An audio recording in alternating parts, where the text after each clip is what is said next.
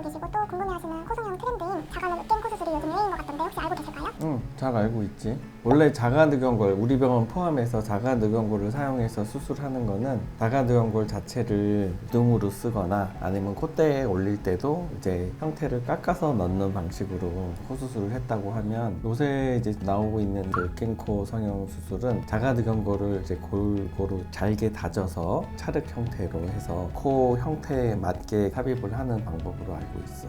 요새 많은 환자분들이 자가는 으깬 코 수술에 왜 주목하는지 장점 알려주실 수 있으실까요? 보통 우리가 콧대를 이제 세우기 위해서 실리콘 보형물을 가장 많이 쓰는데, 이 수술은 자가 조직을 사용해서 콧대를 세운다는 측면에서는 보형물이 들어가지 않는 장점이 있는 거는 맞아. 정형화된 스타일의 형태를 넣는 것이 아니라 으깬 상태로 넣기 때문에 자연스럽게 코의 형태에 맞게 넣을 수 있는 장점은 있는 것 같긴 해. 원장님, 그럼 저희 본원에서는 자가늑을 으깨지 않고 환자에게 맞춤으로 카빙해서 콧대와 코끝 모양을 잡아주시는데, 자가늑 연골을 으깨서 사용하게 되면 모양이 훨씬 더 자연스럽게 나오는 걸까요? 콧대랑 코끝을 많이 변화하지 않고 살짝만 변화를 준다는 조건 하에는 이 수술이 콧대에 기둥을 세우지 않기 때문에 솜도 넣을 필요 없다고 하고, 그야말로 필러를 맞듯이 자기 형태에 맞게 자연스럽게 넣는다는 측면에서는 장점이 있어. 그리고 이 수술을 하는 병원들 보면은 주로 비개방으로 하는 경우가 많더라고. 그래서 코끝은 그냥 연골 묶기만 하고 콧대에는 필러처럼 이제 자가늑연골을 다진 형태를 넣어줘서 그런 측면에서는 장점은 있지. 시간이 지나면서 자연스러운 건 있지만 약간 퍼지는 형태로 해서 필러처럼 흡수되거나 모양이 약간 변하는 측면에서는 단점이 있을 수가 있다고 생각을 해. 그런 측면에서 오래 유지되는 방법은 우리 병원에서 하고 있는 기둥 이식과 콧대에 자가늑연골을 사용해서 하는 방법이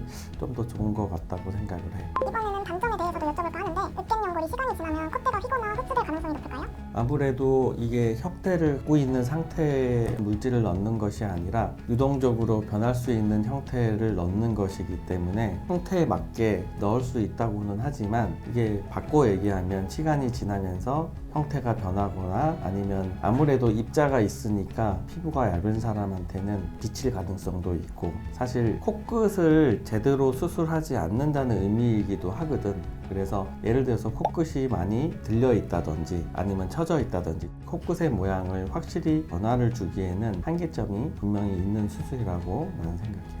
기존 코 수술은 손 안에 손이랑 부목을 일괄적으로 하잖아요. 근데 이건 비절개 방식의 코 숨도 안 하고 부목도 안 해도 충분하다고 하는데, 원장님이 보셨을 때는 어떤 것 같으세요? 그게 아마 비절개로 하고 코끝 연골을 묶는 방식으로 수술이 된다고 하면, 사실 솜이나 부목은 아마 넣는 것이 더 좋을 것 같긴 한데, 일단 솜은 뭐 안 넣어도 될 것 같긴 해.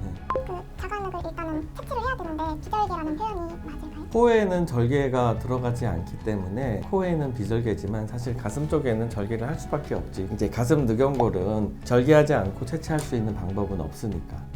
기존의 고어텍스 때문에 재수술하는 환자분들 보면은 주변 조직이 유착되거나 뭉쳐있는 경우가 많아서 난이도가 높아지는 걸로 알고 있는데, 첫 수술이 으깬 자가는 연골로 하신 환자분이 재수술을 하게 되면 난이도가 많이 높을까요? 이 수술이 지금 이렇게 유행하게 된 지가 이렇게 오래되지 않아서 실제로 이 수술을 받고 내가 이제 재수술을 한 경우는 사실 없었던 것 같은데, 대략적으로 이제 추측을 해보자면 콧대에 넣었을 때 시간이 지나면서 으깬 상태니까 그 사이사이 틈으로 조직이 자라 들어가면서 흡수율도 줄이고 생착도 잘 된다고 이제 설명을 하고 있는데, 이게 바꿔 말하면 만약에 이렇게 수술 받으신 분이 재수술을 한다고 했을 때 아무래도 자가 조직이니까 제거하는데 굉장히 힘들 거라고 생각해. 일단 유착이 되어 있으니까 일단 박리하기가 힘들 거고, 알갱이처럼 흩어지는 형태로 되어 있기 때문에 완벽하게 제거하기가 굉장히 힘들 거라고 생각을 하거든. 쉽게 얘기해서 조직 안에 모래처럼 이렇게 산재되어 있는 조직을 다 긁어낸다고 하면은 수술이 어렵기도 하고 100% 제거가 힘들 수도 있을 것 같아.